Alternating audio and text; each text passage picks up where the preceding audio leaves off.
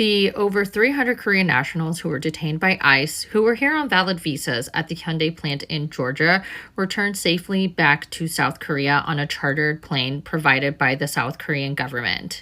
They arrived at the Incheon International Airport with a big warm welcome by South Koreans and South Korean news media outlets.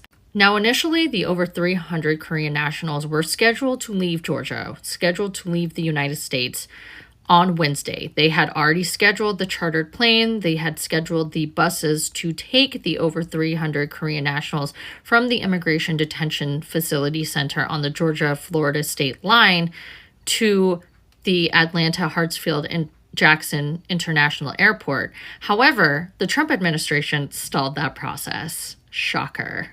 The Trump administration wanted to negotiate with South Korea to keep the over 300 Korean nationals who were here on valid visas.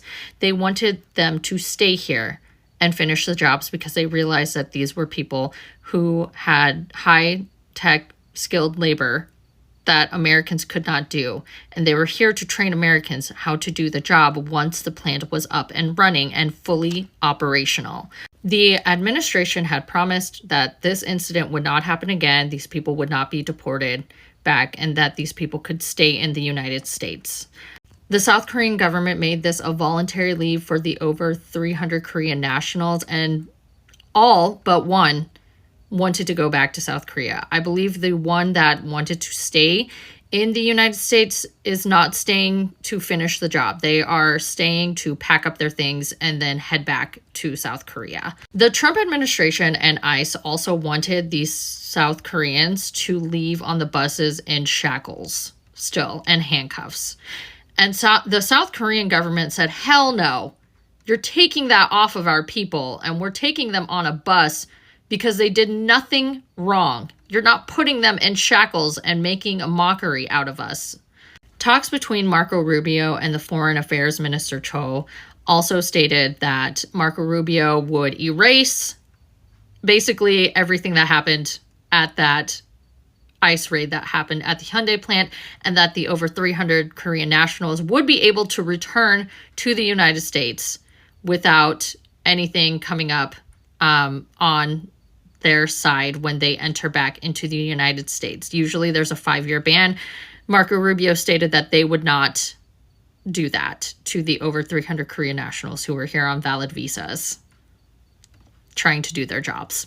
Now, the three big chaebols, okay, the three most powerful, influential families in South Korea, which is Hyundai, LG, and Samsung, all had a meeting with the South Korean government, stating that they wanted a better visa process in order for them to return to the United States to do any business or investments with the United States moving forward. Along with SK Engineering, which does all the engineering for those three big companies, they are asking for a better and easier process of E2 visas, which are non-immigrant visas. The reaction to the Hyundai raid in Georgia in South Korea has been explosive and has had a bad effect on how South Koreans view Americans.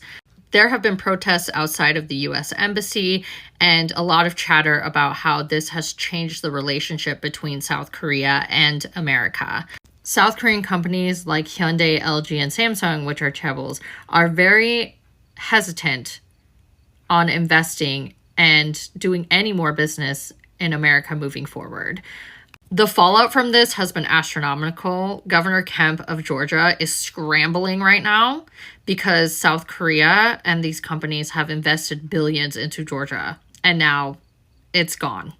Also, the 360 that this administration has done because they realized that these people were here as highly skilled laborers who can do these jobs to train Americans, and realizing that we need them, has been very interesting to see this administration turn around and be like, well, maybe we do need them.